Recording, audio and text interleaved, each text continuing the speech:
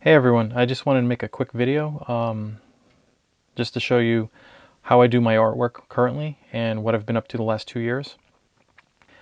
So I've been absent from making coloring books for about 2 years now, and that's because I went back to school. I've been working on a degree in computer science, and because I'm also working full-time in the office, this is using up a tremendous amount of my free time. So I just didn't have enough hours in the day to spend time drawing the artwork and publishing it and cleaning up the artwork and, you know, advertising and marketing and all that stuff that comes with it. So I'm really close to finishing my degree. I have about 2 more semesters left, but I'm able to space out my time a little bit more right now. So I decided to try to get back into the coloring books.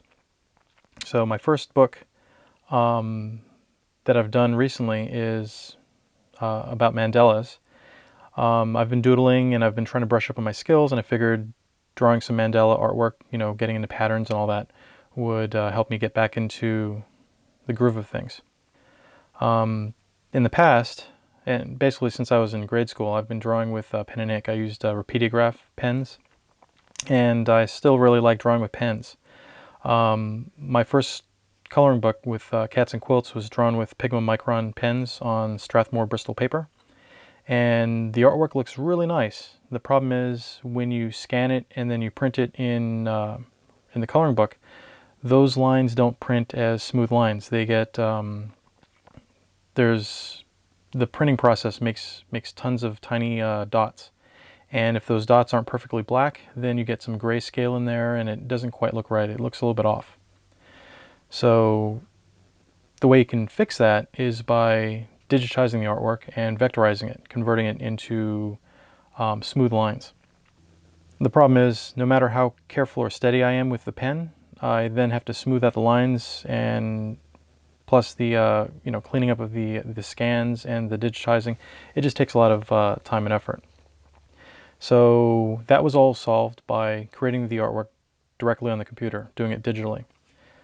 I have a Wacom Cintiq. It's basically a computer monitor, and there's a digital pen that I just draw directly on the screen, and it acts just like regular pen and paper, so there's not a lot of the learning curve is not really high.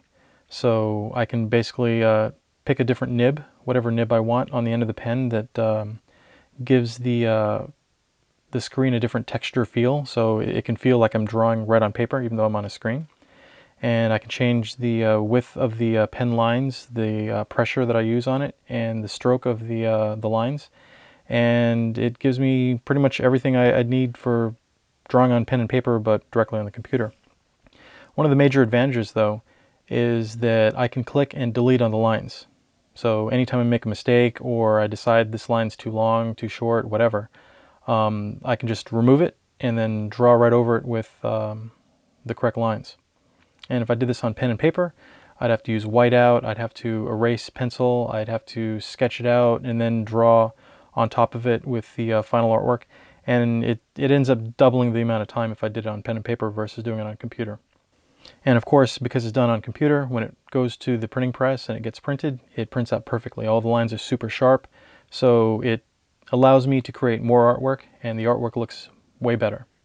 And you can see that in some of my more recent coloring books, like not just the Mandela book, but the Fairy book and the Mermaid book. You'll see some very, very fine lines that wouldn't have been possible if I had scanned the artwork. Anyway, that's it for this video. I just wanted to make a quick video and show you some of what I'm using to create the artwork. And I have somewhere between 25 to 35 book ideas that I'm kind of working on. I'll probably have a couple books out in early 2019, so stay tuned.